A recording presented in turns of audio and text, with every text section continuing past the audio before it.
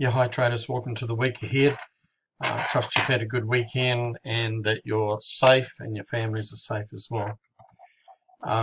Before we get going, let's just get the housekeeping out of the way. All information in this video is for educational purposes only and does not provide financial advice. We do not and cannot give investment advice. By watching this video, you accept full responsibility for your actions, your trades, your profit or loss results, and agree not to hold the distributors of this video series liable for any of the information that is shared. Okay, let's just take that out of the way. We've got an interesting week with the Forex calendar. It's fairly light in the beginning of the week. We've got some inflation data month on month, but I'm not expecting too much out of that necessarily. With the US middle of the week on Wednesday, I am going to be interested to see how the official cash rate and Reserve Bank of New Zealand rate statement and the preceding press conference to see if that has any impact on the market. That's later in the week, and that's Wednesday afternoon here for that. Powell's speech will be interesting too on Thursday. Has the ability to cause some market reaction. Then we've got the employment change and unemployment rate for the Australian dollar on Thursday, and annual budget release for New Zealand also that day. So it's quite a high impact week for New Zealand for the Kiwi dollar. I'm going to be interested to see what Mr. Bailey says and how the market, or if the market reacts to him. He's now in the chair at the Bank of England. We do have high packing unemployment claims again on the States for Friday. Not expecting too much because we've just had non-farm payroll.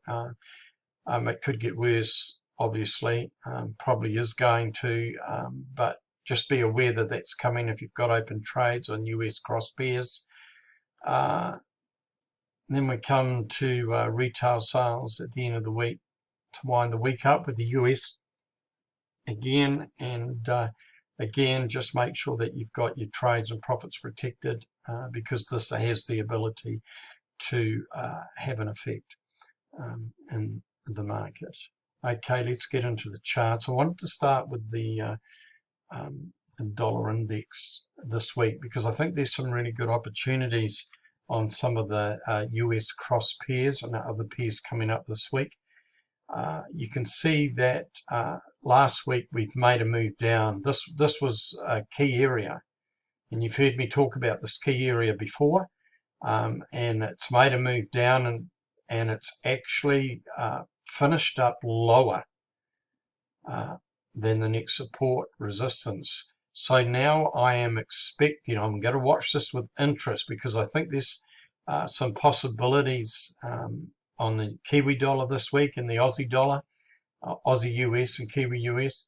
And what is the dollar index going to do at around this level here? Really important.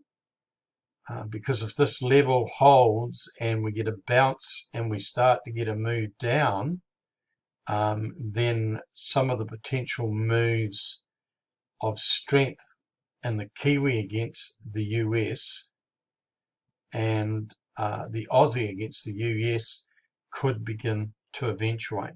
So with that, let's get right into it. Aussie CAD is the first one. No trade here for me. This is key resistance here. You can see that this has been a very, very strong resistance in the past. And in order for this to go higher, we would need to get a clear signal. So that would mean a close above this area, and then we'd have to start to see it trending upwards. So right now, nothing at all, and we'll just keep an eye on it. Aussie Swiss did make that move up. This is where I got into the trade. Obviously, I'm out of it, and then got in again here, targeting this area. So a couple of little trades out of it, but I could get up tomorrow with the market open, and this could be all over. I could have got stopped out because I've got trailing stop losses in place with this. But until this gets past this area, I'm not expecting any fantastic big moves up. One of the things that would help this trade would be to see the US dollar weaken further. Aussie JPY, we've been in a trade. Stop losses up here now, so I originally, when I took the trade, had it here, and that's where I took the trade. And there you can see that little green line through there. I'm targeting this here. I've already got the first position off, and this trailing stop should be way up here now. And I'll just let it run, and if it comes back and stops me out, I'll be out of the second position, and then I'll wait. It'll be a waiting game to see where we go from here. Aussie New Zealand is interesting. This is obviously a very key area of resistance. You can see just in here, we've come up through it, we've come back, retested, gone up, tested again, and we're coming back. Now, I'm looking for a potential move down this week. Doesn't mean to say we'll get it, but the trend line, when you get a big move up like this and then it hits key resistance or support areas, you usually find you get technically a bit of a pullback, and that's what I'm looking for. So that's number one on my watch list, and I'll see how the market opens in the morning, and depending on whether that trend line is broken and that key support area is broken, I'll possibly take a market order or just put in a pending order just somewhere in here. If it doesn't go that way, I'll just back off and wait. Aussie USD. This is a real critical area here. We're back up at this area here around 65,500. It's got to close above here if we're going to move higher. Now, the reason why I started with the US dollar index is that if that US dollar index turns and goes back up, then we could get a little bit of a stronger pullback on here, and I'm looking for a break south. However, if that US dollar index begins to come lower, I will be looking for a bullish signal off this key level here. Okay, CAD Swiss, nothing. Again, I'm just got to wait. I'm not interested in trying to take it from here. This is a key level. Currently no trade. I'll wait for it if it retests this again. And if it wants to come back down, I'll wait for that and take it off the bottom again. But until we get a close above this level, I am not really interested in a long-term trade further north. There's nothing on the CAD JPY. These are key lows. This was the entry here earlier on. Just simple engulfing candle. You could have got in there, and this would be your target up here. But now there's nothing more to do than just wait and see if we get the retest, and then wait to see what it does up here, because this could just carry on ranging. There's nothing on the Swiss JPY.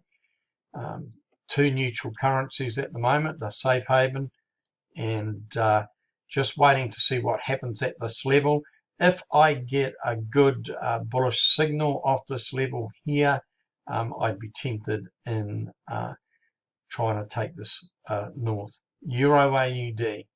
We've had some massive trades out of this from way back up into here, and on Friday I hit my take profit targets down here again from this move off this little pullback.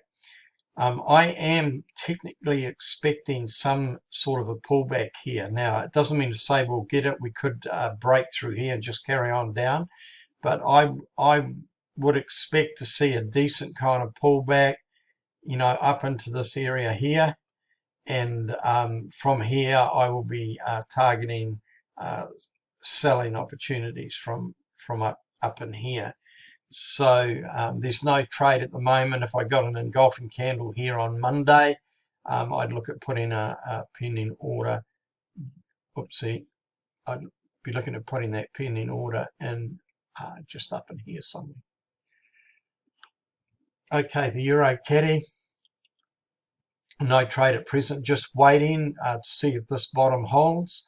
And if it does, and we get a bounce off here, and it wants to move higher, then a break of 152 with a good engulfing candle, something like this, will have me going north. Euro, Swiss, these are historical lows here. Now this could just, for weeks, just go sideways. But I am looking for an opportunity to try to get in north here. So I'll just keep my eye on the bottoms here. We'll need to get an engulfing candle and a break at this area here for me to put my toe in the water. And then if it breaks through this level here, and I got a good bullish signal from here, then I would add to it. Euro pound, still locked in this range, no trade. Euro JPY, it's coming up off the bottom again, and I'm not sure what this could do. This could just hold here at this level.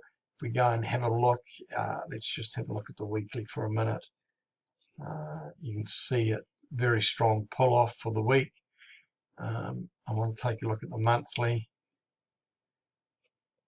Yeah, a break at this level, it might come and retest down here. It's still looking pretty bearish to my way of thinking, but currently I don't see any opportunity on here, so I'm just staying on the sidelines. Euro New Zealand, that was the trade on Thursday of last week, and second profit target here, first target here. Hopefully with the trailing stops in place, I will have my first target in the bank when our market opens tomorrow. But again, this level is probably going to be a key level, and we could get either some sideways movement if this is a genuine reversal before we get another significant move down, but I am looking for that to happen. Euro USD. Okay, we're back down here. If I got a strong bullish signal, I'd be interested in taking this up because it's 200 pips, and that's my minimum before I take these trades in consolidation. And so it's just simply waiting to see what kind of formation we get, whether it comes back down here and then goes, and just simply putting a trend line down there, getting a break, and seeing it break these. You can see that these levels through here where prices reacted, just in here. All just really simple, safe stuff. So, righto, pound AUD. That's a bit like the Euro AUD. I'm still holding my second position. I'm out from my first. That was the entry last week. Looking to take profit down here on my second entry. I got a trailing stop on it, so I've got my profits locked in. And then from here, I'd be looking for some sort of pullback. We could get a pullback from here, but I'd like to think this will come a little lower, and then we'll see a pullback. Pound Swissy, I'm still very keen to get north, but it's not ready yet. And if it comes back and does this little retest from down here, I will dip my toe in the water. But until it breaks this level up in here at 121, 300, and we get a strong bullish signal to go north, I wouldn't hold my breath. But I'm still watching it and keeping an eye, and I've got strong expectancy that I'm going to get a decent trade north sooner or later. Okay, pound caddy, no trade, just at this key area of support and resistance where you can see prices reacted before. So I really need to see a really good strong bullish candle, but right now just sitting on the sidelines. Now I am watching the pound JPY really closely. If I can get a break at this line and a close above this level in here at 132,500, I'll be looking to take this north. Right, pound New Zealand. Got an entry here on Friday, still holding the trade. My first position take profit is at this level here. You can see that there's right and around here. You can see where price has been reacting. I'll keep you posted if I remember. Hopefully I get there. And then once it gets down here, we'll just have to see what happens. Jury's out as far as I'm concerned on the pound Z at the moment. And this one here is interesting to me. We'll go down to the 4 hour. My original entry was just in here as this candle was moving up, and we're coming back down. My stop losses are here. First take profit I got, but it came back off that. So I'm looking for this to go north long term this week. If not, I'll just be happy with the small little win on the second position and put it in the bank. Nothing on the New Zealand Swiss or New Zealand CAD. There's nothing on the New Zealand Swiss either. It's running out of steam, so I'm expecting some kind of pullback and a retest down in here somewhere. I'll take it again if it gets down into this area here, or even into here. Nothing on the New Zealand JPY. We had this lovely move up on it. These are the sort of moves that I love when we're in consolidation. We got 200 pips, but I think it's just going to fan out here, and more than likely you're going to get more sideways movement. And but if we get a good close up here and a bullish signal, I'm more than interested in heading north. New Zealand USD. We've had the little move up, and again, this is a key level. Let's go over to the 1 day. Just gives you a better idea. You can see that we're looking at this key level again. And so until I get a close above here and a good strong bullish signal, something like this here, engulfing candle, a morning star kind of thing, I'm not interested in going north. I would be very interested in a move south if we get this sort of scenario here, and we see some strength in the US dollar as well. Right, USD caddy. It's just playing around in this area here. I've marked this area here, no trade at present. If it turns around and bounces again like it has here and here, I will take a little scalp north on it. US Swissy is no trade. Lots of sideways movement over the last couple of weeks, a little dip down, and then it turned around and retested. So right now there is no trade, and till we clear out this area in here and get a good strong formation to suggest that we're going higher, I'm not really interested in buying it from up here. But I'll buy it from here, I'll buy it from here, and I'll definitely buy it from back down here again. USD JPY, you know, it's just moving between the 107, 106 area, sideways movement. We get back up into here, retested this area up in here. Just not sure which way it's going to go, but if Certainly if we get a break below 106, it opens up for this thing to come much lower. So keeping an eye on that. I'd have to see a break of 107 and some strength in the US dollar for me to be tempted to take it north. Now we come down to gold. This 1720 area, 1680. I think long term, my opinion is that gold is going to get stronger. I've got pending orders sitting in here. I'm not going to miss out.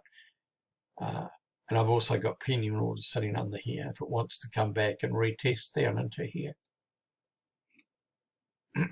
Now silver, I'm in this trade, holding on to it. Excuse me.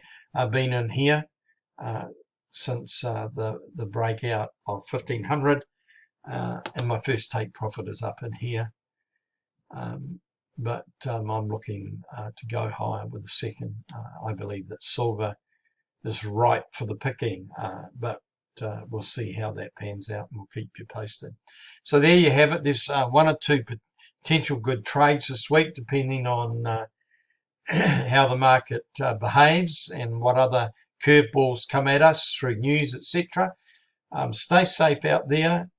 There are some really good trading opportunities, but don't be greedy. Don't chase the market. Protect your capital. Take your profit when it's there, and we'll see you in the chat room. Cheers.